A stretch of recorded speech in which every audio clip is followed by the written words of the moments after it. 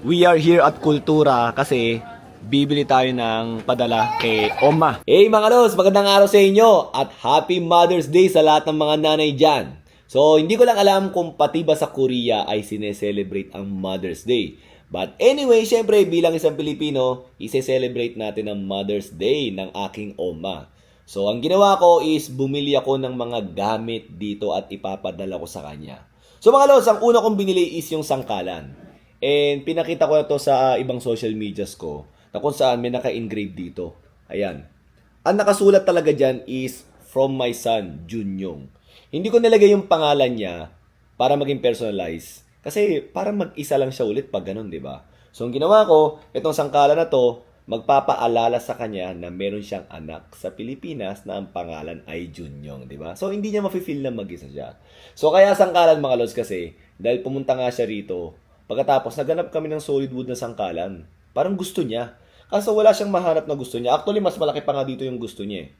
Pero medyo talagang mahirap nga maghanap nun. So, ganito na lang ginawa ko. At least kahit paano, may nakasulat dito na magpapaalala na meron siyang anak na si Junyong. Pagkatapos doon sa may video na yung mga lods, humingi ako ng mga suggestions kung ano bang dapat ipamigay.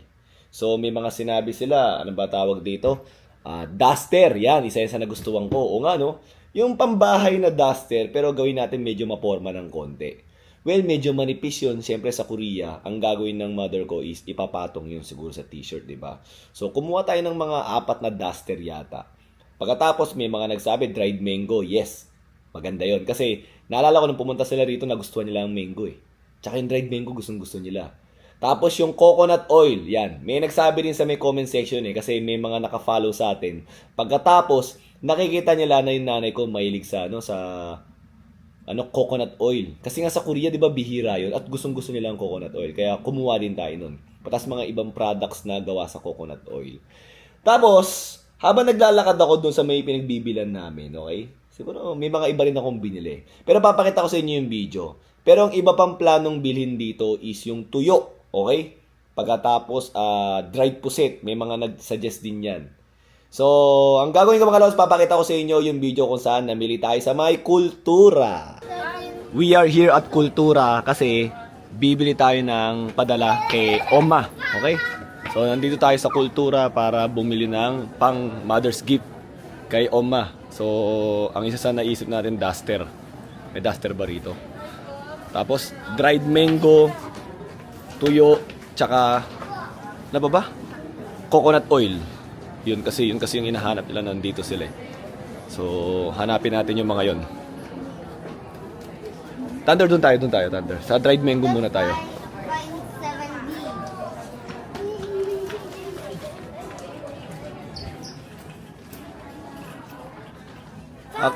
Actually, si Kultura, ano ba tawag dito?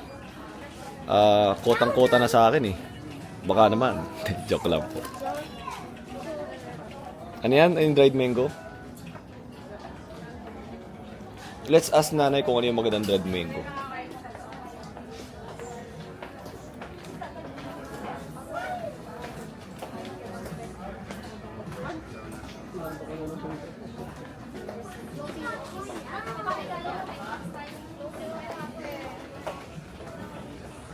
Ano? Teka lang. Yan, gin. Yan ang yan ang parang kalaban ng ginro ba? O ng soju ng Korea, yung gin natin.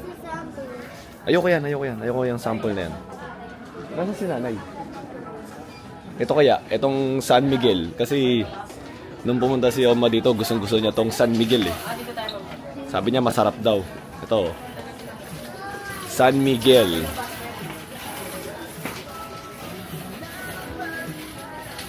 Ito sabi niya okay din daw.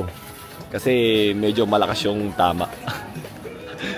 Hindi tayo nagpo-promote ng ng alak pero ito pala dapat mga ganito. Tapsilog, jeepney. Nandito tayo sa may section ng puro dried mango. So pakita namin sa inyo, ang daming dried mango.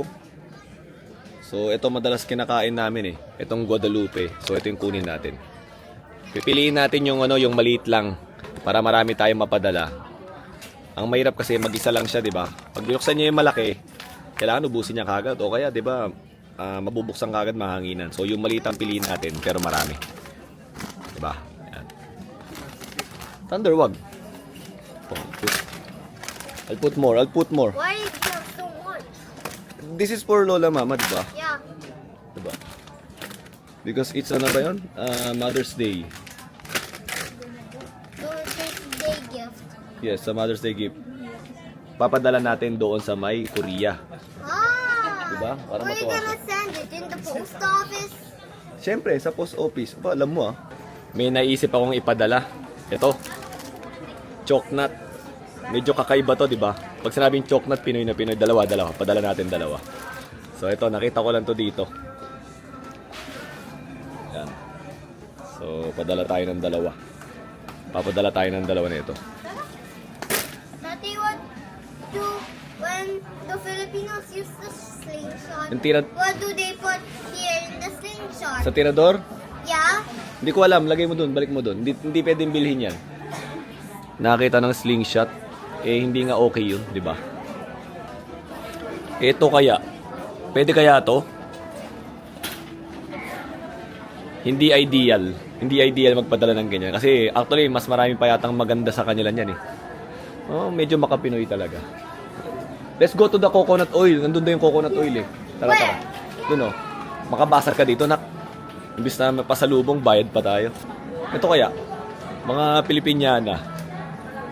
Oh, pwede rin sa kanya to. Wait, over there! Saan? Coconut oil! O tara, coconut oil. Ayun, coconut oil. Diba? Ano ibig sabihin ng MCT? Si ate pala. Ito po. Eh. MC tsaka MCT. Ano siya, sir? Pwede siya sa foods. Pwede sa foods? Foods. at saka Foods. drinks. Pwedeng inumin, pwedeng kainin. Okay. You mean this? No, put it back. Ayoko yan. Kasi, Meron kasing oil, sir, na pang-body lang po. ano po yung pang-body? Ganito po. Pang-body siya. Yung mga fractionated lang po ng oil. Yun po Okay. yung mga pang-body. Pero itong Cocolicious. Pwedeng, Ayan po, same lang siya sa ano, sir, sa like MC. Ayun, MC. okay. Kasi ito yung madalas nakikita ko sa Mercury Drug eh. Yes po. Kasi pwede siya maano siya sa You want another one? Ito yung maganda eh. You need only one or another. I don't know. Kaya ito gusto natin kasi ito yung makikita mo sa ordinaryong tindahan na Mercury Drug. Para sila nasa Pilipinas pag ito yung nakita nila. Diba ito yung ano, di ba? Parang common, di ba? Opo. Oo, ito. Thunder, wag kanya makakabasan. Tinan mo natin magkano. Dapat maliit. Tapos marami. Hindi pwedeng isang malaki lang. So, ito. Ano ba to? Coco Body. Lip butter. Anong pinagkaya ng lip butter sa lip balm? Same lang sila. Same lang yun, lip butter, lip balm. Oh, para pag taglamig na. So much wood carving. Tapos Coco Bun. Ito, Cocolicious. O, bahala na kayo. Parang ano na to. Ano yan, nak? Gusto mong bigay kay Lola yan? I like to give this one. What is the last one? I don't know yet. Let's ask nanay. Bawat corners. Cornic? Tingin mo cornic? Okay yan. Pagka umiinom siya. Pagka... O nga no?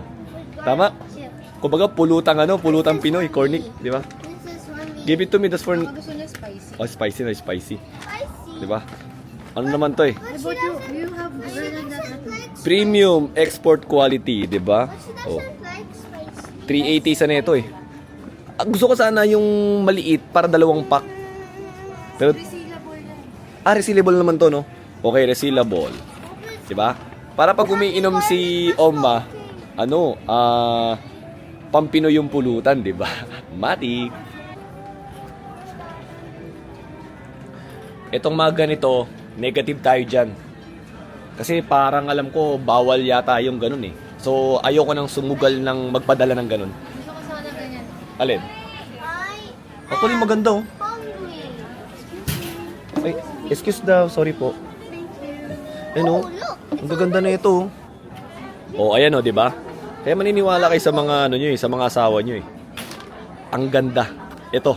itong isa sa idadagdag natin, yung parang semi ba yung banigang ano, ang materyales. Tapos ang ganda nito. Ano? Ethnic Zambales fresh, no?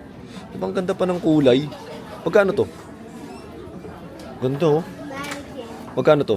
Why did you wait on my 1.9? Ay, hindi pala maganda. Hindi, joke lang. Maganda. Kunin natin to, kunin natin. Okay. So, ito yung magpapakompleto dito sa may kultura. Here you go, sir. And then, Down here. pupunta tayo ng palengke, bibili tayo ng tuyo. Here. But down here? Ay, hindi ba kasama yung hanger, te? O, hindi kasama yung hanger. Actually, gusto ko to. Actually, maganda rin yan. Crab. Iniisip ko kung ito worth. Ito. Kasi mangga eh. Diba? Tapos ikaw Mas may dating. allergic sa crab. Hindi ka siyang seafood. Hindi, pero wag yan. Kasi may mga seafoods din dun eh. Mas maganda pa nga seafoods nila yata dun eh. Nandun ka na. Diba? Kung kuratsa, yan pwede, no? Diba? Ano ba kuratsa? Sambuanga, diba? Diba? Oh. Ito, Zambales. Mangga, okay na yan. Tara, bayaran na natin. Tatay, wag ka muna magpadala. Kasi gusto ko...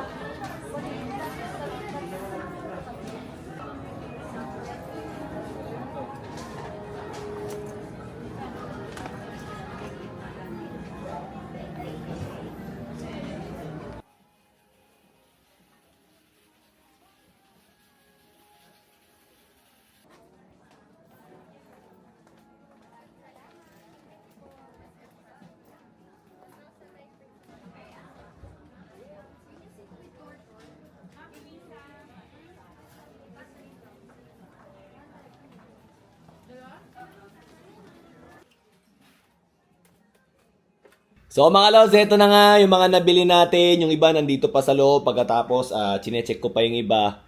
Pero magkakaroon tayo ng part 2 kasi hindi pa pala dumadating yung duster.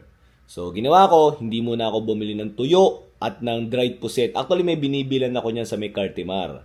Pagkatapos, naisip din ng misis ko na magpadala rin kay Ate Yongju yata, tsaka sa nanay ni Ate Yongju. So pati na rin siyempre kay Oma, di ba? So magkakaroon tayo ng part 2 para makita nyo yung mga iba pang idadagdag. Pagkatapos, syempre, kung paano natin ipapadala. Sana mga lods, nagustuhan nyo itong video na to. At sa lahat ng mga nanay dyan, Happy Mother's Day sa inyong lahat.